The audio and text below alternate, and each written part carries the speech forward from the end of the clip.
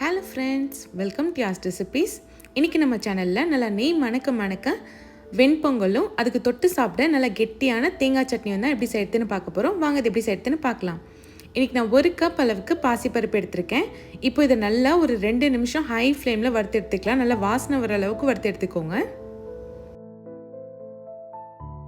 இப்போ நல்லா வாசனை வந்ததும் கேஸ் ஆஃப் பண்ணிவிடுங்க. 1 கப் பாசிப்பருப்புக்கு 1 கப் சாப்பாட்டு அரிசி எடுத்திருக்கேன். இப்போ இதை வாஷ் பண்ணி எடுத்துக்கலாம். இப்போ வாஷ் பண்ணி எடுத்தாச்சு.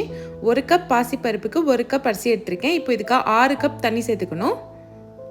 6 கப் தண்ணி சேர்த்துக்கலாம். இதோடவே ஒரு சிட்டிகை மஞ்சத்தூள் சேர்த்துக்கோங்க. அப்போ தான் பொங்கல் ஹோட்டல் கலரில் இருக்கும். இப்போ 2 ஸ்பூன் நெய் சேர்த்துக்கோங்க. பொங்கலுக்கு தேவையான அளவுக்கு கல் உப்பு சேர்த்துக்கலாம். இப்போ இதை நல்லா ஒரு வாட்டி கலந்து விடுங்க. இப்போ குக்கர் மூடி 5 விசில் வச்சு எடுத்துக்கலாம். இப்போ தாளிப்புக்கு நல்லா தாராளமாக நெய் சேர்த்துக்கோங்க. எண்ணெய்லாம் சேர்க்காதீங்க, நெய் சேர்த்துக்கோங்க. இப்போ நெய் சூடானதும் 1 ஸ்பூன் மிளகு சேர்த்துக்கலாம். மிளகு நல்லா பொரியட்டும். பொரிஞ்சதும் 1 ஸ்பூன் சீரகம் சேர்த்துக்கோங்க. பாருங்கள், மிளகு சீரகம் நல்லா பொரிஞ்சிடுச்சு. கொஞ்சமாக இஞ்சி துருக்கி சேர்த்துக்கோங்க. 1 கொத்து கருவேப்பிலை சேர்த்துக்கோங்க. இப்போ 10 போல் முந்திரி சேர்த்துக்கோங்க. லாஸ்ட்டாக ஒரு 1/2 ஸ்பூன் அளவுக்கு பெருங்காயத்தூள் சேர்த்து இதை நல்லா ஒரு வாட்டி கலந்து விடுங்க. இப்போ இதை நல்லா சூடாகவே அந்த பொங்கலில் ஊற்றிக்கலாம். பாருங்கள், பொங்கல் நல்லா ரெடி ஆயிடுச்சு. இதுக்கு மேலே நம்ம தாளிப்பு ஊற்றிக்கலாம்.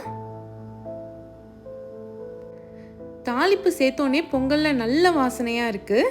இப்போ இது எல்லாத்தையும் நல்லா ஒரு வாட்டி கலந்து விட்டுக்கலாம். நல்லா கீழே இருந்து மேலே வரைக்கும் நல்லா கலந்து விடுங்க. அப்போ தான் நெய் எல்லா சைடும் ஸ்ப்ரெட் ஆகும்.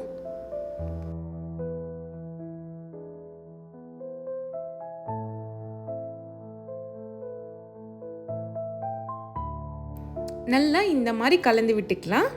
இப்போ சட்னி ரெடி பண்ணிக்கலாம். 1/2 மூடி தேங்காய் சேர்த்துக்கோங்க.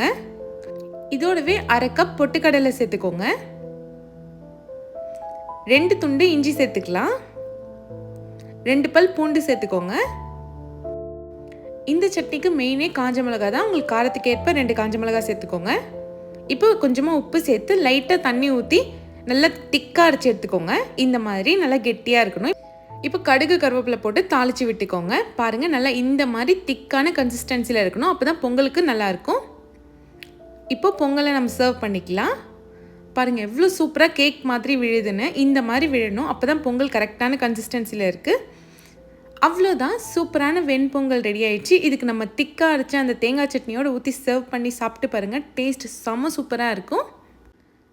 நான் சொன்ன மெஷர்மெண்ட்டில் செய்யுங்க. பொங்கல் சொதப்பவே சொதப்பாது, பர்ஃபெக்டாக வரும். இந்த வீடியோ உங்களுக்கு பிடிச்சிருந்தா மறக்காமல் யாஸ் ரெசிபீஸ் சேனலை சப்ஸ்கிரைப் பண்ணிவிடுங்க. தேங்க்ஸ் ஃபார் வாட்சிங்.